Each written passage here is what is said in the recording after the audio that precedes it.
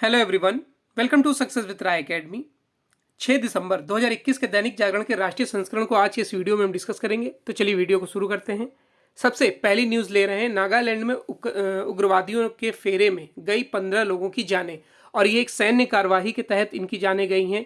देखिए, जो वहाँ की सेना है, उन्हें एक सूचना मिली कि कुछ आतंकवादी शहर की तरफ आ रहे हैं, यानी कि इस क्षेत्र में घुस रहे हैं। उसको देखते हुए सेना ने नाकाबंदी करी, और जब एक वैन आई और उस पर उन्होंने अंधाधुंध गोलियां चला दी। बाद में पता चला कि वो कोयले खदान में कार्य करने वाले मजदूर थे। जब उनके साथियों को और उनके परिवारजनों को ये चीज़ बात पता चली, तो फिर उन्होंने सेना पर हमला कर दिया, उनके कैंप में घुसने की कोशिश करी, उनकी गाड़ी को आग लगा दी। इसमें एक सैनिक भी मारा गया भारतीय सेना का। उसके बाद सैनिकों ने जो कार्रवाई करी, उसमें टोटल 15 लोगों की, यानी कि आठ आठ लोगों की और जानें चली गई। तो ये एक काफ़ी दुखद घटना हुई है, जिस पर गृह मंत्री ने भी शोक जताया है। नागालैंड के मोन जिले में सुरक्षा बलों द्वारा गोलीबारी की घटनाओं में कम से कम 14 लोगों की मौत हो गई है और 11 घायल हो गए हैं। पहली घटना गलत पहचान के चलते हुई, जिसके बाद भड़की हिंसा में एक सैनिक की मौत हो गई। सेना ने गोलीबारी और उसके बाद की घटनाओं पर खेद जताते हुए कोर्ट ऑफ इंक्वायरी का आदेश दिया है। नागालैंड सरकार ने भड़काऊ वीडियो, तस्वीरें व टेक्स्ट मैसेज का प्रसार रोकने के लिए इंटरनेट सेवाओं पर प्रतिबंध लगा दिया है। गोलीबारी की पहली घटना शनिवार शाम ओटिंग और तिरु गांव के बीच हुई। कुछ दिहाड़ी मजदूर कोयले खदान से पिकअप वैन से घर लौट रहे थे। सुरक्षा बलों ने इन मजदूरों को गलती से उग्रवादी समझ लिया। एक पुलिस अधिकारी ने बताया कि प्रतिबंधित संगठन national socialist council of Nagaland के युंग ओंग धड़े के उग्रवादियों की गतिविधियों की सूचना मिलने पर अभियान चला रहे सैन्यकर्मियों ने वाहन पर गोलीबारी कर दी। इसमें 6 मजदूरों की मौत हो गई।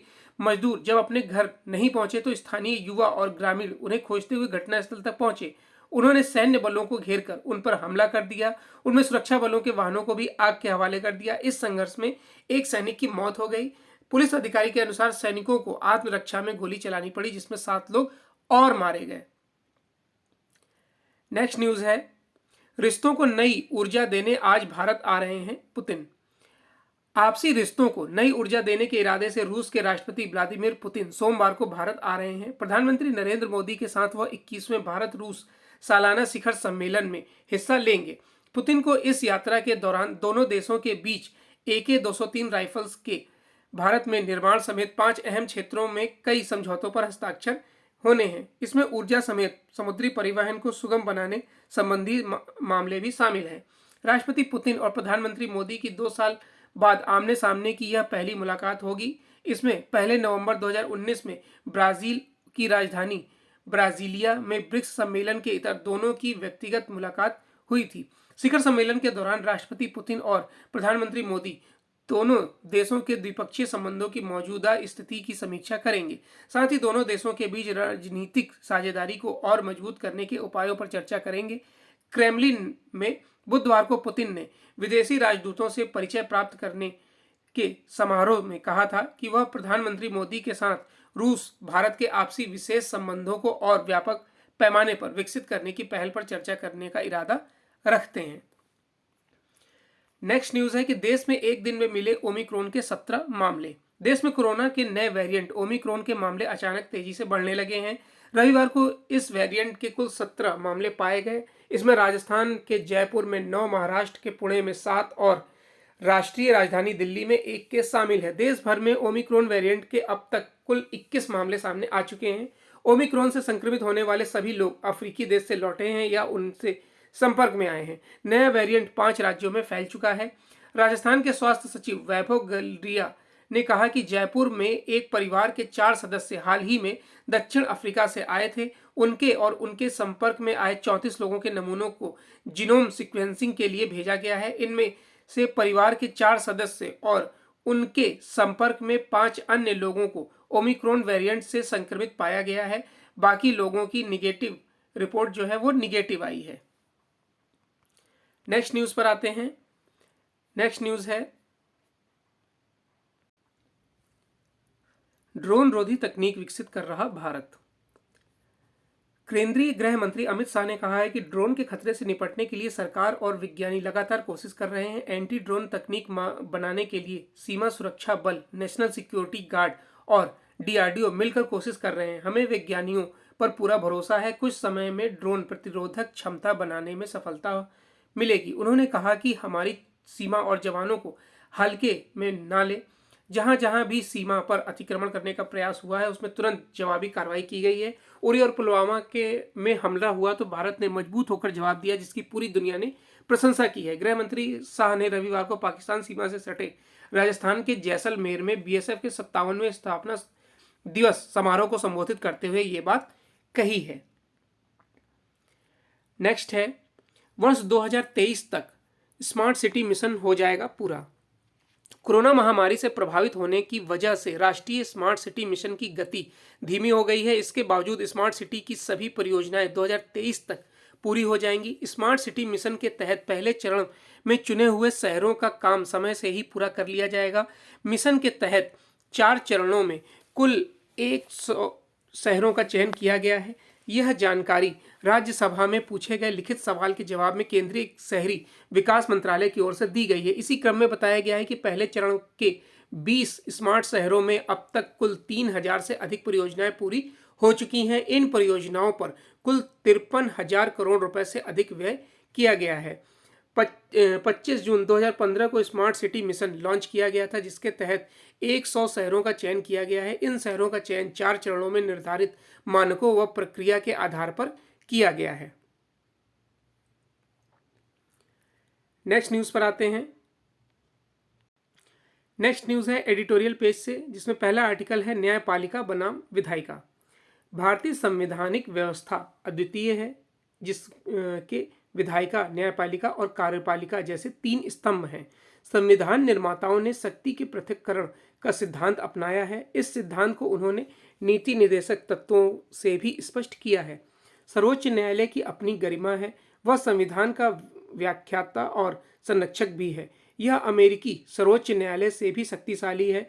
अमेरिकी सुप्रीम कोर्ट की अपीलीय अधिकारिकता परिसंघीय संबंधों से उत्पन्न मामलों तक सीमित है, लेकिन हमारी न्यायपालिका ने अपना कार्यक्षेत्र बढ़ाया है। जजों की नियुक्ति के मामले पर राष्ट्रीय न्यायिक नियुक्ति आयोग की बैठक में सर्वोच्च न्यायालय के प्रधान न्यायाधीश नहीं गए, तब तक कोर्ट ने आयोग की जो मान्यता है उसको निरस्त नहीं किया था। संसद के दोनों सदनों व आधे से अधिक विधानमंडलों में उक्त आयोग से संबंधित 99वां संविधान संशोधन पारित किया गया, तब यह भारत की विधि का भाग था।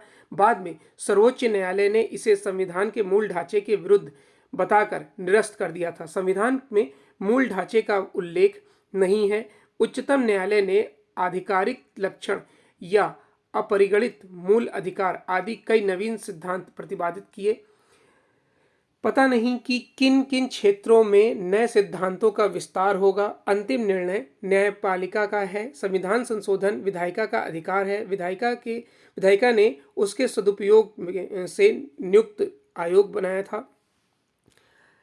संविधान दिवस पर आयोजित उसी कार्यक्रम में राष्ट्रपति रामनाथ कोविंद ने कहा कि यह न्यायाधीशों का दायित्व है कि वे अदालत की कक्षाओं में अपनी बात कहने में अत्यधिक संवेदनशीलता का प्रयोग करें। अविवेकी टिप्पणी भले ही मंशा में की गई हो, परंतु न्यायपालिका के महत्व को कम करने वाली संदिग्ध व्याख्याओं को जगह देती है। राष्ट्रपति की यह बात बहुत महत्वपूर्ण है। अपने तर्क के समर्थन में उन्होंने डेनिस बनाम अमेरिका भारत में अमेरिकी उच्चतम न्यायालय के न्यायाधीश फ्रैंकफर्ट को उद्धृत किया।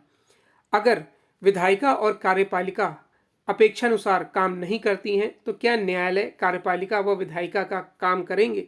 कभी ऐसा प्रतीत हो कि न्यायपालिका अपना काम नहीं करती है तो क्या विधायिका न्यायपालिका का काम करने लगेगी? संविधान में तीनों महत्वपूर्ण स्तंभों को कर्तव्य और अधिकार सौंपे गए हैं।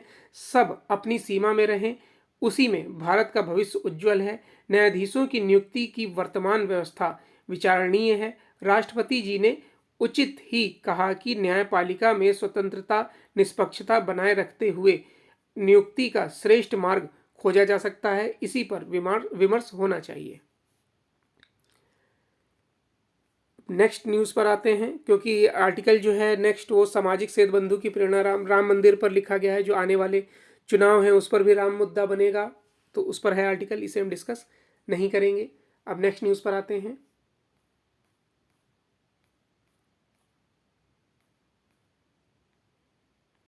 तो ये बिजनेस पेज में हमारे लिए सिर्फ एक न्यूज़ है और वो है कि प्रमुख ब्याज दरों को स्थिर रख सकता है रिजर्व बैंक। अर्थव्यवस्था में रिकवरी के संकेत और कोरोना के नए वेरिएंट की आहट के बीच सोमवार से रिजर्व बैंक की एमपीसी यानी कि मॉनिटरिंग पॉलिसी कमेटी की बैठक शुरू हो रही है। बाजार के जानकार मान रहे हैं कि मौजूदा परिस्थितियों को देखते हुए रिजर्व बैंक प्रमुख दरों को स्थिर रख सकता है। उनका मानना है कि ये बैठक ओमिक्रॉन को लेकर आशंकाओं के बीच हो रही है और अर्थव्यवस्था अभी भी पूरी तरह से कोरोना के असर से बाहर नहीं निकली है। ऐसे में रिजर्व बैंक ऐसा कोई भी कदम नहीं उठाना चाहेगा जिससे सेंटीमेंट पर असर पड़े। बैठक में लिए गए फैसलों की घोषणा आखिरी दिन बुधवार को होगी। कोटक इकोनॉमिक रिसर्च रिपोर्ट में कहा गया है कि रिजर्व बैंक दरों में बढ़ोतरी से पहले अर्थव्यवस्था को लेकर और साफ तस्वीर का इंतजार कर सकता है। उसने रिवर्स रेपो रेट में भी किसी तरह की वृद्धि नहीं होने की बात कही है। वहीं प्रॉपर्टी कंसल्टेंट एनारॉक के चेयरमैन अनुज पुरी भी दरों में स्थिरता का अनुमान लगा रहे हैं। नेक्स्ट पेज है इंटरनेशनल पेज। इंटरनेशनल पेज में जो पहली न्यूज़ है कि अमेरिका और ऑस्ट्रेलिया में ओमिक्रॉन का सामुदायिक संक्रमण शुरू। कोरोना के नए वेरिएंट ओमिक्रॉन को लेकर शुरू से जो आशंका जताई जा रही थी वह सच होती नजर आ रही है। यह वेरिएंट बहुत तेजी से फैल रहा है और अमेरिका व ऑस्ट्रेलिया में इसका सामुदायिक संक्रमण भी शुरू हो गया है। यानी इस वेरिएंट से स्थानीय स्तर पर भी लोग संक्रमित हो रहे हैं। हालात को नियंत्रित करने के लिए दोनों देशों ने कई सख्त उपाय किए हैं। अमेरिका के रोग नियंत्रण और रोकथाम केंद्र के निदेशक रोशेल वॉलेंस्की ने कहा है कि ओमिक्रॉन वेरिएंट कम से कम 15 राज्यों में फैल चुका है। इनमें California, Colorado, Connecticut, new Jersey, New York जैसे कई राज्य शामिल हैं। नेक्स्ट न्यूज़ पर आते हैं। यूक्रेन को लेकर बड़े तनाव के बीच बाइडेन पुतिन की वार्ता कल।